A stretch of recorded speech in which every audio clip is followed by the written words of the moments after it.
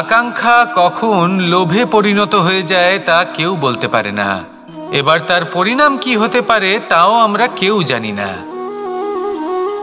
আজ আমি আপনাকে বলছি, কোনো ব্যক্তি সবথেকে বেশি ক্ষতির সম্মুখীন তখনই হয় যখন সে এটা মনে করে যে সে সবথেকে বেশি সুরক্ষিত স্থানে রয়েছে। সে ভাবে যে সে সেখানে সুরক্ষিত রয়েছে। সে তখন অসাবধান হয়ে পড়ে, আর তখনই তাকে জীবনের সবথেকে বড় ক্ষতির সম্মুখীন হতে হয়। নিঃস্ব হয়ে যাওয়ার পরিস্থিতি কোনো মানুষের জীবনে তখনই আসে যখন তার কাছে প্রচুর সম্পত্তি থাকে এবং সে তার থেকেও অনেক বেশি সম্পত্তি অর্জন করতে চায়।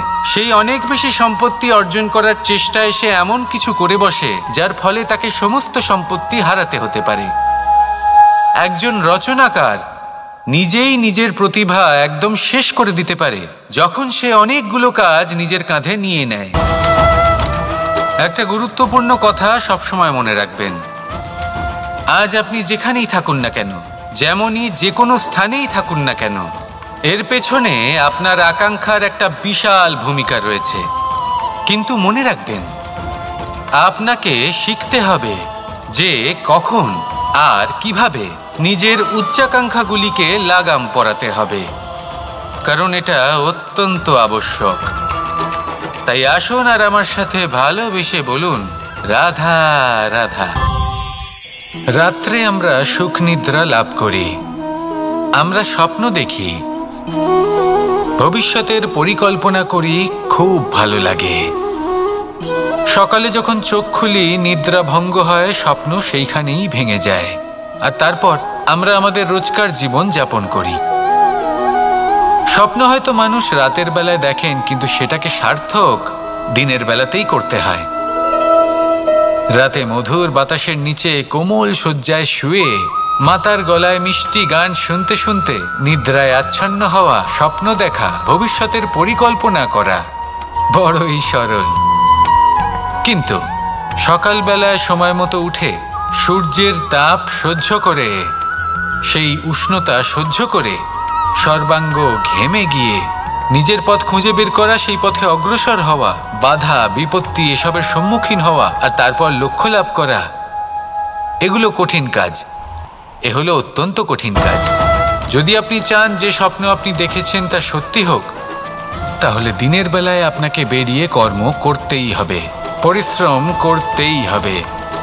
মনের এই চক্ষু দিয়ে স্বপ্ন দেখা সম্ভব, কিন্তু যদি আপনি বুঝতে পারেন যে এই স্বপ্নই হলো আপনার লক্ষ্য, তাহলে তাকে সার্থক করতে শুধুমাত্র পরিশ্রম দ্বারাই করতে হবে।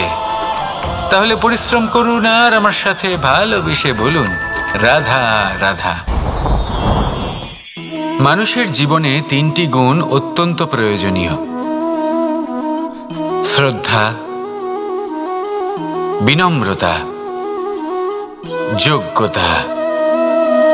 যদি জ্ঞান লাভ করতে চান তাহলে শ্রদ্ধার প্রয়োজন, যদি মান লাভ করতে চান তাহলে স্বভাবে বিনম্র হওয়া প্রয়োজন, আর যদি মনোবাঞ্ছিত স্থান লাভ করতে চান তাহলে যোগ্যতার প্রয়োজন। বিষয়টা সহজ। শ্রদ্ধা আপনাকে জ্ঞান দেবে, নম্রতা আপনাকে মান, আর যোগ্যতা উচিত স্থান দেবে।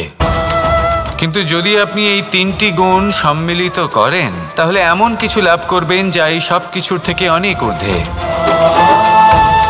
সম্মান। আর এ হলো সেই সম্মান যা প্রত্যেক মানুষের নিজের জীবনে লাভ করতে চেষ্টা করা উচিত, কারণ এই হলো সেই সম্মান যার কারণে আপনি চলে যাওয়ার পরেও এই সংসার আপনাকে ভালোবাসবে আর মনে রাখবে। আসুন আমার সাথে ভালোবেসে বলুন, রাধা রাধা। অনেক সময় আমরা জীবনে অনেক মানুষকে এমন বলতে শুনে থাকি যে আমি অসফল হয়েছি কারণ আমার সময় ভালো যাচ্ছিল না, আমি এই জিনিসটা লাভ করতে চাইছিলাম কিন্তু করতে পারলাম না কারণ আমার সময়টা ভালো যাচ্ছিল না, আমি আমার জীবনে ওই মহান কাজটা করতে চাইছিলাম কিন্তু করতে পারলাম না। কেন? কারণ আমার সময়টা ভালো যাচ্ছিল না। কিন্তু যে মুহূর্তে ভালো সময় আমার জীবনে আসবে আমি সব কিছু প্রাপ্ত করব। এমন প্রায় প্রত্যেকেই বলেন। আসুন একটা কথা বোঝা যাক। একজন মালিকে দেখুন, সে প্রত্যেক দিন গাছের সেবা করে, তাকে জল দেয়, তার যত্ন আত্তি করে। কেন প্রত্যেক দিন সেই গাছ ফল দেয় না?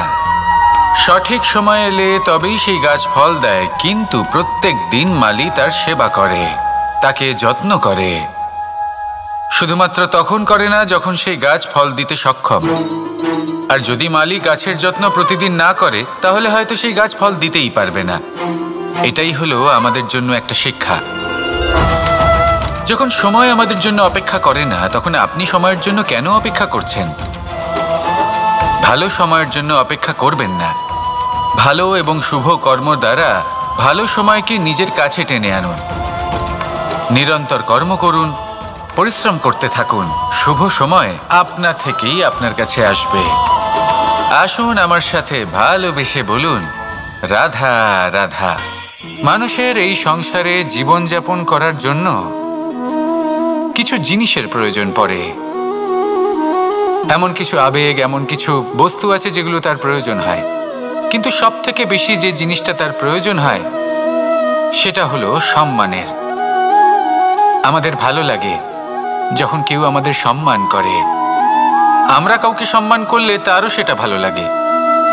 কিন্তু আপনি দেখবেন যে সংসারে বেশিরভাগ মানুষ দুটি মাপদণ্ডের ভিত্তিতে সম্মান করেন। হয় বয়স দেখে করেন বা উপার্জন দেখে, অর্থাৎ সেই ব্যক্তি কতটা উপার্জন করেন। এবার ভেবে দেখুন, এটা আবশ্যক নয় কারোর বয়স যদি বেশি হয় তার বুদ্ধিও ততটাই বেশি হবে। আবশ্যক এটাও নয় যে কোনো ব্যক্তি যদি অত্যন্ত ধনী হন বা তার মনও নির্মল হবে বা তিনি সৎকর্ম করবেন বা এমন কোনো কর্ম করবেন যাতে উনি সম্মান লাভ করতে পারেন। হতে পারে উনি ধনী কিন্তু দুশ্চরিত্র। সেই জন্য বয়স বা উপার্জন দেখে কোনো ব্যক্তিকে সম্মান করবেন না। কর্ম দেখুন। যদি গভীরভাবে ভেবে দেখেন তাহলে দেখবেন যদি কোনো মানুষ কোনো সৎকর্ম করেন তাহলে তার প্রতি হৃদয় থেকে সম্মান জাগ্রত হয়। এটাই হলো সেই সম্মান যা অর্জন করতে হবে। বয়স আজ আছে, কাল আরো বৃদ্ধি পাবে। উপার্জন আজ আছে, কাল সেটা কমে যেতেও পারে।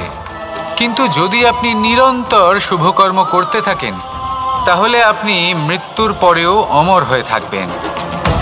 আসুন আমার সাথে ভালোবেসে বলুন, রাধা রাধা। পাপ এবং পুণ্য, এই দুই হলো সংসারের এমন দুই বিন্দু যাকে কেন্দ্র করে এই সংসারের চক্র ঘুরতে থাকে। আমরা যদি কোনো কর্ম বিচার করি, হয় পুণ্য নয় পাপের দৃষ্টিভঙ্গি দিয়ে, এটা হয় পুণ্য না হলে পাপ। কিন্তু এই পাপ এবং পুণ্য এই দুই নির্ভর করে প্রত্যেক মানুষের ওপর, তার চিন্তাধারা, তার পরিস্থিতির ওপর। ধরুন এমন একজন মানুষ যিনি অনেক দিন ধরে বনে পথ হারিয়েছেন, অনেক দিন হয়তো উনি কোনো খাবার খাননি। এবার এমন পরিস্থিতি চলে এসছে যে এবার যদি উনি খাবার না খান তাহলে হয়তো জীবিতই থাকবেন না।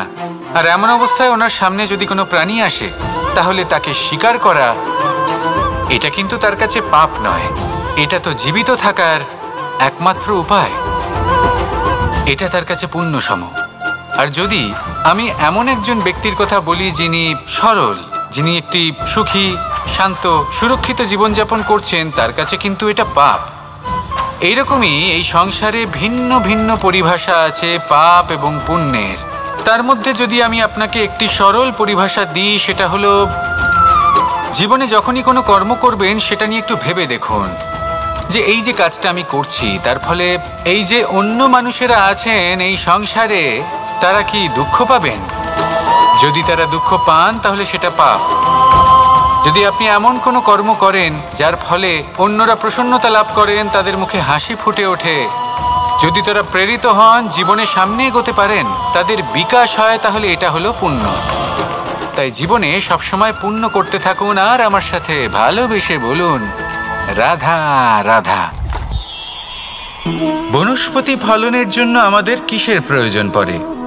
একটু ধরিত্রীর, একটু পরিশ্রমের আর একটা বীজের।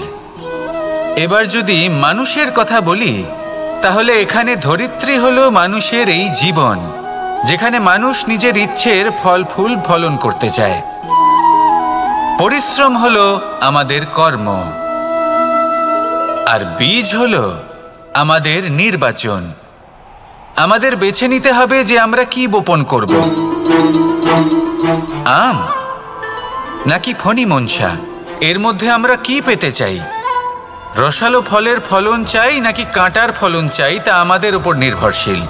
কিন্তু একটা কথা ঠিক, লক্ষ্য যেমনই হোক না কেন, জীবন যেমনই হোক না কেন, যদি আপনি লক্ষ্যের দিকে এগোতে থাকেন তাহলে কর্মের সাথে খামখেয়ালি আচরণ করতে পারবেন না। যদি আপনি এমন করেন তাহলে এটা আপনাকে একটা অনুচিত লক্ষ্যে পৌঁছে দেবে, সেটা কিন্তু নিশ্চিত। সবসময় এটা মনে রাখবেন, কর্মের সাথে খামখেয়ালি হবেন অর্থাৎ কর্মফলও আপনার সাথে খামখেয়ালি হবে। তাহলে নিষ্ঠার সাথে কর্ম করতে থাকুন আর নিজের লক্ষ্যকে প্রাপ্ত করুন। আর আমার সাথে ভালোবেসে বলুন, রাধা রাধা। অগ্নি চতুর্থ তত্ত্ব, সব থেকে বেশি গুরুত্বপূর্ণ কিন্তু তার থেকেও বেশি ভয়াবহ। কখনো অগ্নিকে নিয়ন্ত্রিত রূপে উনুনে জ্বলতে দেখেছেন? এই অগ্নি আমাদের খাবার বানাতে সাহায্য করে, যা আমাদের শক্তি প্রদান করে। কিন্তু এই অগ্নি যখন বিচলিত হয়ে, অনিয়ন্ত্রিত হয়ে কোনো বনের আগুন হয়ে ওঠে, তখন মহা বিনাশ ঘটে যায়। আপনারই অন্তরের ঊর্জা হলো এই অগ্নি। এটা আপনার শক্তিও, আপনার ক্রোধ। একে ব্যবহার কিভাবে করবেন তা আপনারই হাতে। যদি কোনো ব্যক্তি নিজের অন্তরের এই ঊর্জাকে ব্যবহার করেন শক্তির রূপে, তাহলে সে বিকাশ ঘটাতে পারে, নির্মাণ ঘটাতে পারে। কিন্তু যদি কোনো ব্যক্তি তার অন্তরের ঊর্জাকে বিধ্বংসী অস্ত্র বানিয়ে ফেলেন, তাহলে নিশ্চিত রূপে মহা বিনাশ ঘটতে পারে, যাতে বিনাশ তারও অবশ্যই হবে। অনেক বছর পূর্বে এমনই এক আগুনের দ্বারা এই সুন্দর পৃথিবীর নির্মাণ হয়েছিল, আর অনেক বছর পূর্বে এমন এক আগুনেই সমস্ত জীব এবং সংসার বিলুপ্ত হয়ে গেছিল। এবার আপনি আপনার অন্তরের ঊর্জা দ্বারা বিনাশ ঘটাতে চান নাকি নির্মাণ ঘটাতে চান, সেই সিদ্ধান্ত আপনারই। আসুন আমার সাথে ভালোবেসে বলুন, রাধা রাধা। কখনো কখনো এমন হয়, আমরা আমাদের বাড়ির উঠোনে বীজ বপন করি আর তা বিকশিত হয় একটা সুন্দর বৃক্ষে। তার শাখাগুলি প্রতিবেশীর বাড়ি পর্যন্ত পৌঁছয়। ফলের বর্ষণ প্রতিবেশীর বাড়িতেও হয়ে থাকে, আর আমরা ভাবি গাছ আমরা উৎপন্ন করব আর ফল খাবেন আপনারা। এই কেমন কথা হলো? আপনাকে এই কথা বুঝতে হবে যে এসব হলো ভৌতিক বস্তু, সাংসারিক বস্তু। কখনো নিজের বাড়ির বাগানে ভালোবাসার গাছ বপন করে দেখুন, তার শাখাও প্রতিবেশীর বাড়ি পর্যন্ত পৌঁছবে, ফলের বর্ষণ সেখানেও হবে। কিন্তু সেই ফল চাইতে আপনাকে যেতে হবে না, সেই ফল দ্বিগুণ মাত্রায় আবার আপনার কাছেই ফিরে আসবে। তাই নিজের বাড়িতে আর নিজের মনে ভালোবাসার গাছ উৎপন্ন করুন। এই জীবন প্রসন্ন হয়ে বলবে, রাধা রাধা।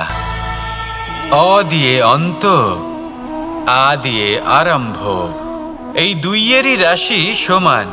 যদি আপনি মন দিয়ে দেখেন তবে দেখবেন এদের সম্পর্ক খুবই নিবিড়। কিভাবে? যখন কোনো কিছু শুরু হয় এটা নিশ্চিত হয়ে যায় যে তা সমাপ্তও হবে। আরম্ভই যদি না হয় তা সমাপ্তও হবে না। যা আরম্ভ হয়েছে তার সমাপ্তি হলো অবশ্যম্ভাবী। এটাই হলো প্রকৃতির নিয়ম, একে এড়ানো যায় না। এবার এই কথা আমরা সকলে জানি। এবার মানুষ কি ভাবে যে সমাপ্তির পরে কি হতে পারে, এর উত্তর তাদের কাছে নেই। তাদের উচিত অন্য কোনো বিষয় ভাবা যা বেশি গুরুত্বপূর্ণ। এবার মানুষ এটা জানে না যে মৃত্যুর পরে কি হতে পারে, কিন্তু এই কথা অবশ্যই জানে যে জন্ম থেকে মৃত্যু পর্যন্ত এই সময়, যাকে আমরা জীবন বলে থাকি, এই সময় আমরা কর্ম করতে পারি। এই কথা তো আমরা জানি। তাহলে এমন কি কর্ম করা যেতে পারে যা আমাদের সমাপ্তির পরও আমাদের প্রাসঙ্গিক করে রাখতে পারে, এই বিষয়ে ভাবা উচিত। যে জন্মগ্রহণ করেছে তার মৃত্যু হবেই, এটা সাধারণ বিষয়। কিন্তু ইতিহাস আজও সেই সকল মানুষজনকে স্মরণ করেন যাদের এই সংসার তাদের মৃত্যু নয়, বরং তাদের জীবনকালে যে কর্ম তারা করেছেন তার দ্বারা মনে রাখেন। সেই কর্মের কারণে এই সংসারে তাদের নাম, তাদের কর্ম, তাদের ব্যক্তিত্ব, তাদের কীর্তি অমর হয়ে থাকে এবং থাকবে। আপনার কাছে এতটা সময় নেই যতটা আপনার মনে হচ্ছে আপনার কাছে আছে। সেই জন্য যত শীঘ্র সম্ভব শ্রেষ্ঠ কর্ম করুন, যতটা পারবেন ততটা অধিক সুকর্ম করুন। এই সংসারে নিজেকে অমর করে তুলুন আপনার মৃত্যুর পরেও। আর আমার সাথে ভালোবেসে বলুন, রাধা রাধা। ওমা, এ কি? আমি কখন থেকে এখানে অপেক্ষা করছি, হাত পেতে দাঁড়িয়ে রয়েছি যাতে একটা ফল আমার হাতে এসে পড়ে এবং সেটা আমি খেতে পারি। কখন থেকে অপেক্ষা করছি, কিন্তু সেটা হচ্ছেই না। এবার আপনি বলবেন যে এসব কি বলছি, এ কি অদ্ভুত কথা বলছি। যদি ফল খেতে হয় তাহলে আমাকে বৃক্ষে চড়তে হবে, ফলের কাছে পৌঁছতে হবে, তবেই তো ফল পাবো। এবারে এটা অত্যন্ত সহজ ব্যাপার, কিন্তু এই বিষয়টা আপনি নিজের জীবনের প্রসঙ্গে ভেবে দেখুন। লক্ষ্য কোথায় আছে আপনি জানেন, সেই লক্ষ্যে পৌঁছানোর পথ কি সেটাও আপনি জানেন, সেই পথে চলার ক্ষমতাও আপনার রয়েছে, কিন্তু তাও আপনি নিজের লক্ষ্য লাভ করতে পারছেন না। কেন? কারণ আপনি অপেক্ষা করছেন যে লক্ষ্য আপনার সামনে চলে আসবে, কিন্তু তা হয় না। লক্ষ্য সে যাই হোক না কেন, ধন হোক, প্রেম হোক, কোনো সম্মান হোক বা মোক্ষ হোক, যদি আপনি তার দিকে অগ্রসর না হন তাহলে ফল প্রাপ্তি অসম্ভব ব্যাপার, তা কোনোদিনই হবে না। সেই জন্য আপনার চোখের সামনে আপনি যদি নিজের লক্ষ্যকে দেখতে পান তাহলে উঠুন এবং সেই দিকে অগ্রসর হতে শুরু করুন। নিজের অন্তরের সকল অশুভ গুণ দূর করুন, অলসতা ত্যাগ করুন, অজ্ঞানতা ত্যাগ করে দিন এবং চলতে থাকুন। অবশ্যই মনোবাঞ্ছিত ফল লাভ করতে পারবেন। মনে রাখবেন, চলতে থাকলে তবেই লক্ষ্য প্রাপ্তি হবে। অপেক্ষার দ্বারা শুধুমাত্র মৃত্যু লাভ হবে। আসুন আমার সাথে ভালোবেসে বলুন, রাধা রাধা। পাখি কখন জন্ম নেয়, কখন উড়তে শেখে, কখন বাসা বানাতে শেখে, কখন নিজের মৃত্যু লাভ করে, এসব আমাদের মধ্যে কেউ জানি না। কিন্তু পাখি একটা কথা খুব ভালো করে জানে, যে এই সংসারে ও যা কিছুই করুক না কেন, এই সংসারের ওকে নিয়ে কিচ্ছু যায় আসে না। এবার আমরা কি করি? কোনো কাজ করার আগে আমরা এটা ভাবি যে এই সংসার যদি আমাকে দেখে ফেলে তাহলে কে জানে এই সংসার কি ভাববে, আমার প্রতিচ্ছবি কেমন তৈরি হবে কে জানে, কে জানে কি হবে আদি ইত্যাদি। এই সব ভাবনায় আমরা মগ্ন হয়ে যাই। কিছুটা এমনভাবে মগ্ন হই যে বর্তমানের কর্মের এই জীবনের যাত্রাপথে সেই সময়ের আনন্দ উপভোগ করতে ভুলে যাই। এবার দেখুন একটা পাখি কি করে, ওর কর্ম হলো গান গেয়ে চলা। ওই পাখি গেয়ে চলে, কেউ ওর গান শুনুক বা না শুনুক, কেউ আদৌ শুনছে কিনা সেই বিষয়টা নিয়ে সেই পাখির কিছুই যায় আসে না। সেই পাখি নিজের কর্ম করতে থাকে। হয়তো সেই জন্যই আপনি কখনো কোনো পাখিকে কাঁদতে দেখবেন না। এরকমই আপনাকে নিজেকে গড়ে তুলতে হবে। প্রথমে নিজেকে জিজ্ঞেস করুন, এই যে কর্ম আমি করতে চলেছি সেটা কি উচিত? যদি আপনার মনে হয় সেটা উচিত তাহলে সেটা প্রমাণ করুন। এটা ভাববেন না যে এই সংসার কি ভাববে। আসুন আর আমার সাথে ভালোবেসে বলুন, রাধা রাধা।